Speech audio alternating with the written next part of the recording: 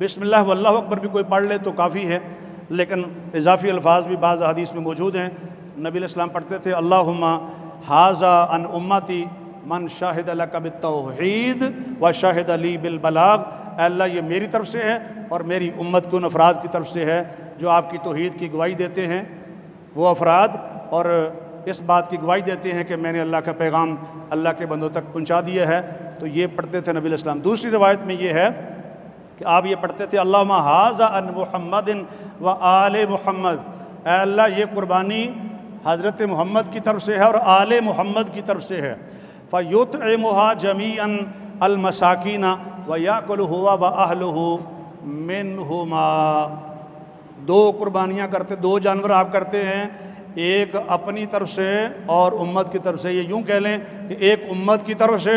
اور ایک اپنی اور اپنی آل کی طرف سے، یعنی ایک ذاتی قربانی اور ایک امت کے نام پر قربانی کرتے تھے۔ بعض حدیث میں ہے کہ آپ ایک اضافی جانور ذبح کرتے اور فرماتے کہ یا اللہ یہ قربانی میرے امت کے ہر اس فرد کی طرف سے ہے جو قربانی نہیں کر سکا، یعنی ثواب میں اس کو شامل کر رہے ہیں۔ کیا ثواب ہوگا، کیا اجر ہوگا اس قربانی کا جو محمد رسول اللہ صلی اللہ علیہ وآلہ وسلم کر رہے ہیں اور امت کی طرف سے کر رہے ہیں، اللہ بہتر جانتا ہے، لیکن آپ امت کی طرف سے قربانی کرتے تھے۔ بہت سی روایات اور بھی ہیں، لیکن اس حدیث سے یہ بات بھی معلوم ہوگی، اور میں نے فوکس کر کے الفاظ پڑھے عربی زبان کے، کہ آپ ان دونوں میں سے قربانی کا گوشت کھاتے تھے۔ کیا مطلب کہ وہ قربانی جو آپ اپنی طرف سے کر رہے ہیں اس میں سے بھی کھا سکتے ہیں، اور جو کسی کی طرف سے کر رہے ہیں وہ فوت شدہ ہو یا زندہ ہو، کسی کی طرف سے کر رہے ہیں اس میں سے بھی گوشت کھانا جائز ہے۔ یہ اہم بات ہے، چونکہ پبلک میں یہ مشہور ہے کہ وہ جو کسی کی طرف سے کر رہے ہیں سارا تقسیم کر دے،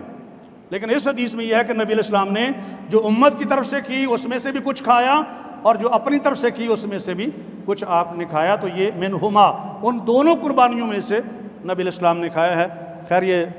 سنت محمدی علیہ صاحب الصلاۃ والسلام۔ اور ایک چیز میں نے پہلے بھی عرض کی تھی کہ عمدہ جانور ذبح کرنا چاہیے۔ ایک جانور ہوتا ہے چت کبرا جس کو کہتے ہیں، بلیک اینڈ وائٹ ہوتا ہے یا ریڈ اینڈ وائٹ ہوتا ہے، یعنی اس میں مختلف قسم کے دھبے ہوتے ہیں، ایک کلر ہوتا ہے ساتھ دوسرا کلر بھی خوبصورت لگتا ہے، وہ آپ نے کیا۔ اور اس کے علاوہ کچھ اور مسائل بھی ہیں۔ بعض حدیث میں ہے کہ نبی علیہ الصلوۃ والسلام یہ دعا پڑھتے تھے جب جانوروں کو لٹاتے، انی وجہت وجہی للذی فطر السماوات والارض حنیفا وما انا من المشرکین، اور ان صلاتی و نسکی و محیای و مماتی للہ رب العالمین لا شریک لہ وبذالک امرت وانا اول المسلمین۔ اور بعض حدیث میں یہ ہے کہ انا من المسلمین۔ مختلف الفاظ ہیں، مختلف روایات کے اندر آیات بھی پڑھتے تھے آپ، اور دیگر دعائیں بھی ہیں جو آپ علیہ السلام قربانی کے وقت پڑھتے تھے۔ ہمارے ہاں ذبح کا ایک طریقہ بڑا عجیب سا ہے کہ جب جانور ذبح کرتے ہیں تو فوراً اس کا منکا توڑ دیتے ہیں، یعنی بلڈ اس کا بھی نکل رہا ہوتا ہے اور اس کے ساتھ ہی منکا توڑ کے وہ کوشش کرتے ہیں جلدی اس کو ذبح کریں۔ یہ طریقہ غلط ہے، اور جو باقی گوشت رہ گیا ہے وہ مضر صحت بھی ہے، یعنی اس کے اندر بلڈ ہے نا جو بہنا چاہیے تھا وہ آپ نے بہنے نہیں دیا۔ تو صحیح طریقہ یہ ہے کہ رگیں کاٹ دیں اور اس کے بعد ویٹ کریں۔ منکا توڑنے کا نہ تو کہیں ثبوت ہے اور نہ اس کی ضرورت ہے، میڈیکلی بھی وہ گوشت صحیح نہیں رہتا اگر آپ منکا توڑتے ہیں۔ آپ اس گوشت کو مضر صحت کیوں بنا رہے ہیں؟ تو اس لیے صحیح طریقہ اس کا یہ ہے، بس یہ ہے کہ وہ چھری تیز ہو، رگیں جلدی سے کٹ جائیں، یہ ہے اصل مقصد۔ منکا توڑنا جو ہے وہ کوئی طریقہ نہیں ہے، لیکن لوگ خاص کر قصائی حضرات تو تقریباً سارے ایسے کرتے ہیں، اور یہ غلط طریقہ ہے۔ نبی کا علیہ السلام کا فرمان ہے کہ اچھے طریقے سے، عمدہ طریقے سے ہر کام کو کرنا چاہیے۔ تو ذبح کے حوالے سے بھی فرمایا کہ کھاؤ اس میں سے، وَأَطْعِمُ الْبَائِسَ الْفَقِيرَ، قرآن کہتا ہے کہ تنگ دست فقیر محتاج کو بھی کھلاؤ، جو سوال کرتا اس کو بھی کھلاؤ، جو نہیں کرتا اسے بھی آپ کھلاؤ۔ دوسری حدیث میں ہے کہ آپ اس میں سے خود بھی کھائیں،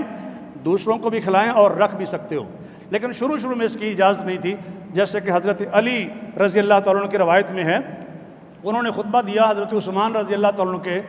دور خلافت میں، خطبہ دیا، اس میں کہا اللہ کے رسول علیہ السلام نے تمہیں منع کیا تھا کہ 3 دن سے زیادہ آپ گوشت سٹور نہیں کر سکتے۔ شروع میں 3 دن سے زیادہ سٹور کرنے کی اجازت نہیں تھی، 3 دن کے اندر گوشت ختم کرنا قربانی کا یہ ضروری تھا، یہ سٹینڈنگ آرڈر تھا نبی علیہ الصلوۃ والسلام کا۔ اور ریزن بھی ساتھ تھی کہ چونکہ لوگ محتاج ہیں، لوگ کی ضرورت ہے، قربانیاں زیادہ نہیں ہیں، اور باہر سے لوگ بھی آئے ہوئے ہیں جن کو ضرورت ہے، تو لہٰذا سٹور نہ کریں، آپ ان کو کھلائیں۔ تو حضرت علی نے یہی خطبہ دیا کہ لوگوں 3 دن سے زیادہ کوئی بندہ گوشت نہ رکھے، حالانکہ وہ چیز تو منسوخ ہو گئی تھی نا، بعد میں آپ نے اجازت دے دی کہ رکھ بھی سکتے ہو، حدیث ابھی آپ نے سنی ہے، کھاؤ بھی کھلاؤ بھی اور رکھ بھی سکتے ہو، اور اس کی کوئی لمٹ مقرر نہیں کی۔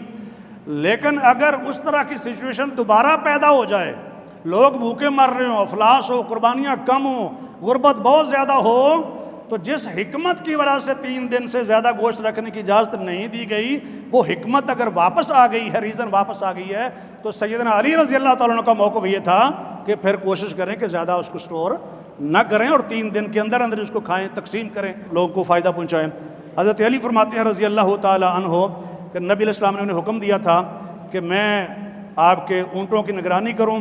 اور اونٹوں کا جو گوشت ہے وہ سارا کا سارا تقسیم کر دوں، اور ان کا گوشت بھی تقسیم کر دوں، ان کے چمڑے بھی تقسیم کر دوں، ان کی جھولیں بھی تقسیم کر دوں، اور مزدوری میں قصاب کو کچھ نہ دوں۔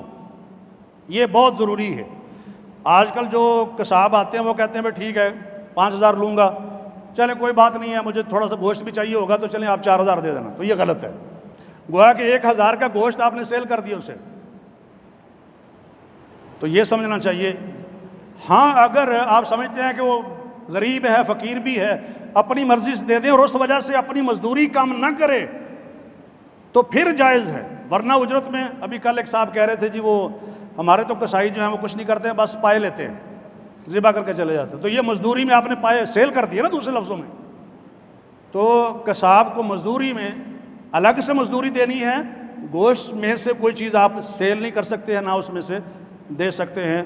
ہاں اس میں سے جو آپ خود استعمال کرنا چاہتے ہیں وہ کر سکتے ہیں، وہ خال مسلح بنا لیں، استعمال کر لیں، کوئی حرج نہیں ہے، گوشت خود بھی تو آپ کھاتے ہیں نا اور تقسیم کرتے ہیں، تو اس طرح کے مسائل ہیں، لیکن یہ خرید و فروخت والا معاملہ نہیں ہے قربانی کے گوشت کے حوالے سے،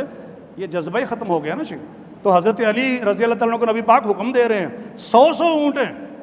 پھر بھی کہا کہ قصاب